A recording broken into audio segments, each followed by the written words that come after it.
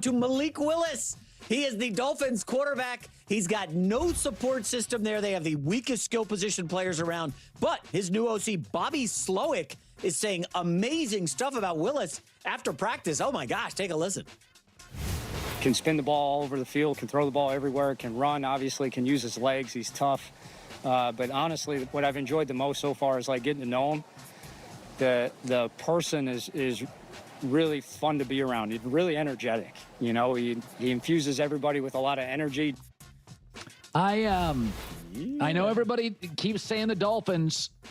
You watch, they're going to knock somebody off this year because Malik Willis can really play. He can spin it. He throws a great deep ball, Colin.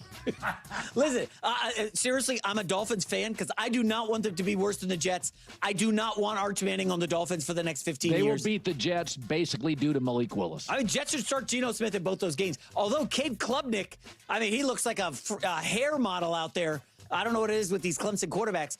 Klubnik versus Malik Willis. That's appointment television. Hopefully Fox will have that one. Let's go to the final. Miami Dolphins. I'm genuinely excited to dive into this topic because I'm a huge believer in Malik Willis. I was extremely high on him and kept referring to the Malik Willis sweepstakes when I was putting together my own mock drafts. There were several occasions where I had him at the top of my board. Then the Dolphins went out and acquired him, and I thought, okay, this is intriguing. There's a lot I really want to unpack right now regarding Miami. But please, please, please, before I get into it, Miami Dolphins fans, don't forget to subscribe and watch the full video. When you do that, viewership skyrockets, subscriber counts go through the roof. And it's not about chasing numbers, it's about being able to create Miami Dolphins content that people genuinely want to watch and discuss, so we can have real, honest, grounded, unbiased conversations about this team. The Dolphins were one of the first teams I covered when I started making videos. Ironically, it was actually Miami and the Jaguars.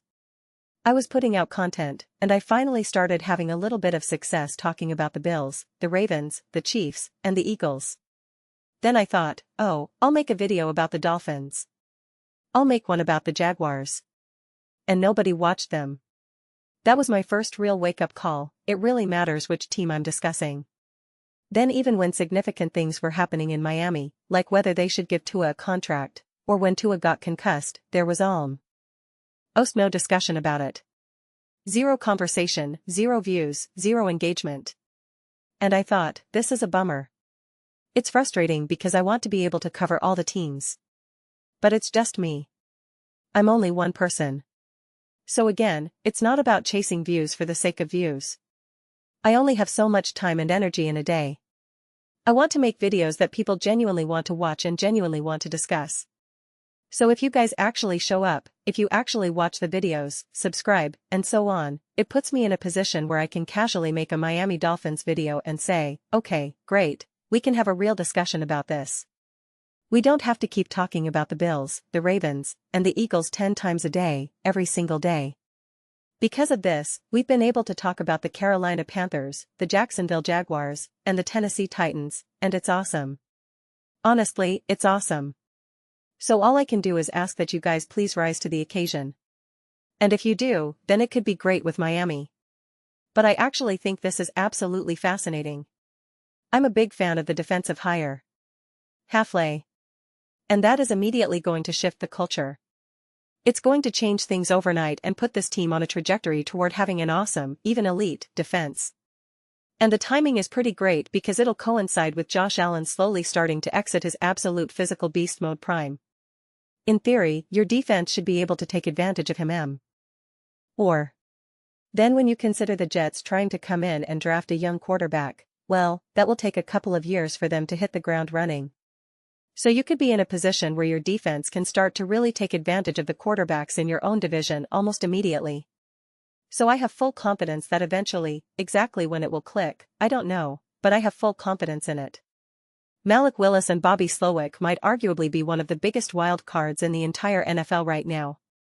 Bobby Slowick was an absolute rising superstar with C.J. Stroud and the Houston Texans. Then everything crashed and burned. Now, I really loved Bobby Slowick and was very high on him. Then things definitely started to take a turn. It got a little weird. When that happens, you have to try to figure out what the story is. Is it injuries? Is it the offensive line? Is it CJ? It's not the easiest to figure out because you don't know the conversations they're having. You're not watching film with them. You don't really know what the exact play was intended to do. You just don't have all the information. You're a bit on the outside looking in. So one of the big things I said about Bobby Slowick was this: listen, he's a young, up-and-coming coordinator, and then his team got decimated with injuries. I think you have to be quite experienced as a coach and as a play caller, and you need a more experienced quarterback to be able to be resilient when players are going in and out of the lineup constantly. The only coach I've seen reliably do that is actually Andy Reid. And it's kind of perfect because in 2024 I kept referencing how Shanahan's players were injured and banged up, and he couldn't get that offense going at all. They missed the playoffs. But then in 2025, they had all the injuries, and people said, oh, see, look how good Shanahan is as a coach. Look what he can do. It doesn't matter about the injuries, he still finds a way. And it's like, yes and no, because in 2024, he didn't. So I think when you're a younger coach, and you have not just an injured roster, but one where your number one receiver is there 1 minute and gone the next, your number two receiver is there 1 minute and gone the next, in and out, that's really hard to figure out. That's really hard to bounce back from. Combine that with a bad offensive line and a young quarterback only in his second year. That's a lot to juggle. That is a whole lot to juggle. So you can make the argument that with a great enough, or just good enough, quarterback and a consistent enough roster, Bobby Slowick will be able to really conduct a well-oiled offensive machine. I'm utterly fascinated by what Bobby Slowick and Malik Willis will be able to do together. Again, I was all in on Malik Willis. I really thought that essentially every team that technically needed a quarterback should go out and get him. The Atlanta Falcons, the Pittsburgh Steelers, the Miami Dolphins, I'm pro Bly missing a few others. But it's like, go get Malik Willis. There's such a strong argument that if you can get a quarterback at Malik Willis's level and the pay is appropriate, it's the next best thing under having an elite quarterback on a rookie contract. You're better off having Malik Willis for around $100 million than paying Dak Prescott $60 million. Obviously, that's combining contracts year to year. And I think it's something we're slowly starting to observe more and more with plenty of examples. Even examples that aren't fully fleshed out, like seeing Mac Jones with the 49ers. You think, okay, that's actually pretty interesting. Could you win a lot of games with Mac Jones if you don't have to pay him that much? It's been fascinating.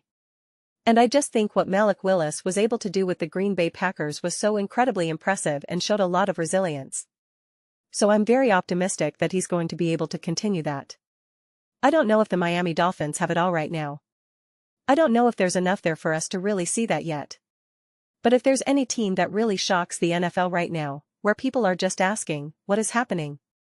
For me, it would be the Miami Dolphins. It would be, wow, I can't believe this is happening. But then you'd say, hold on, let's explain why. It was actually pretty obvious and pretty clear if we look at the timeline of events. So I'm really excited to see, again, I don't know if there's enough there for them to really get there. We'll see. But I think the potential is there, and the interest is there. And honestly, the way this team is right now, I'm more interested and more excited to watch Miami Dolphins games than I have been in a really long time.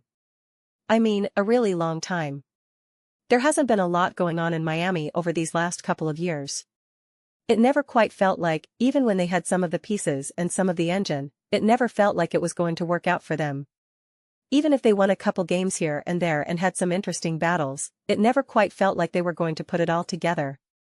And I just think that for the first time in a long time in Miami, they're going to have the culture, they're going to have the attention to detail, and I think they're going to have balance and quality of coaching on both sides of the ball at the same time. Right? And I do think that the coaches who are athletes of the NFL and a lot of these other younger, up-and-coming defensive head coaches, I think maybe in years past they kind of said, hey, I'm the head coach. So they imposed themselves a bit more on the quarterback and the offense. And I think there's now an understanding of, I need to hire the right coach for the right job, and it's ultimately up to them to do what they need to do offensively. Sure, I can still dictate things. Sure, I can still say, hey, I want to be able to run the ball more. I can help diagnose the fences of the team we're facing, like look what this team does defensively, we want to be able to run on them, whatever it may be. But I just think maybe in years past there was a bit more forcing of the offense to play how the coach wanted them to play, even when that wasn't really their strength. And I think a lot of these defensive coaches now, over these years, we've seen them really be able to say, I'm a defensive guy. That's who I am. We don't have to hide from that. There's a reason why we have coaches on both sides of the ball. There's a reason why an NFL team has literally a million different coaches. So it's like, I'll do what I do, and then you do what you do. And I think we've seen that with Vrabel, Mike McDonald. D'Amico is trying to do it in Houston, and that's what he was trying to do with Bobby Slowick, but it's been a bit of a zigzag. And on the opposite side of the ball, Matt LaFleur on offense says, Halfley, you do it all defensively, right? So yeah, I do find it incredibly intriguing. I think even if this team ends up being bad and not as good as you'd hope, or maybe you're rooting for them to be bad so you get a better draft pick, at the end of the day, this team is actually going to be the most interesting they've been. Which is kind of crazy to say when you think about Mike McDonald's offense, and you've got Tua, who's always kind of interesting for all sorts of reasons, and you've got Tyreek Hill and Waddle. They were able to put together some ally fascinating teams and have some really fascinating offenses, especially. But there was a fragility there, a major fragility. It was always ultimately a sandcastle, a house of cards. And I do believe that Halfley and Malik Willis alone bring a level of resiliency they haven't had. So that alone, let's say I don't remember how many wins the Dolphins had last year, I forget off the top of my head. Let's say they won 6 or 7 games. Those wins felt incredibly fragile. I think if the Dolphins this year win 6 or 7 games, it will feel incredibly resilient. And it will feel like, hey, there are some really interesting things here. Not like, oh, this team is so bad. Yeah, of course they won some games because you have to win some games. I think it will feel different. So I'm intrigued. I am genuinely intrigued by what this is all going to look like. I wish they had a little bit more, especially offensively. It would have been cool to see Bobby Slowick, Jalen Waddle, and Malik Willis all together. Obviously, that's not the plan. But yeah, I'm optimistic that they are actually building something and that they're not just all over the place and spread too thin. But those are just my thoughts. I'd absolutely love to hear yours. What do you guys all think about the Miami Dolphins and Malik Willis? How do you feel about Bobby Slowick being the man for the job with Malik? What do you think he'll be able to do in year 1, and can he instill a detail-oriented, hard-hitting CU tour that the Miami Dolphins have most definitely not had? It's time to retire the Bruce breakdancing routine about the Miami Dolphins, and Halfley is the man for that job. So let me know your thoughts. I read every single comment. Whether you agree with me or disagree with me, either way, let's get into some discussions. Let's get into some fights, but ultimately, let's just have some fun. And please do consider subscribing.